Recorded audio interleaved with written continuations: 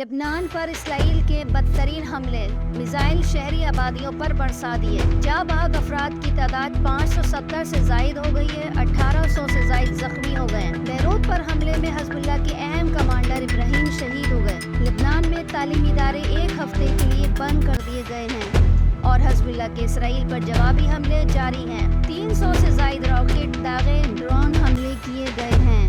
اسرائیلی بحری اڈے سمیت کئی اہداف کو نشانہ بنایا گیا۔ عراقی مزاحمتی تنظیم کا بھی اسرائیلی پہاڑیوں پر اسرائیلی اہداف پر حملہ۔ کئی ممالک کے ایئر لائنز نے تل ابیب اور بیروت کے لیے پروازیں بھی روک دیں۔ چین اور امریکہ کے بعد برطانیہ کی بھی اپنے شہریوں کو فوری لبنان چھوڑنے کی ہدایت۔ لبنان سے برطانوی شہریوں کو نکالنے کے لیے 700 فوجی قبرص میں تعینات کرنے کا اعلان۔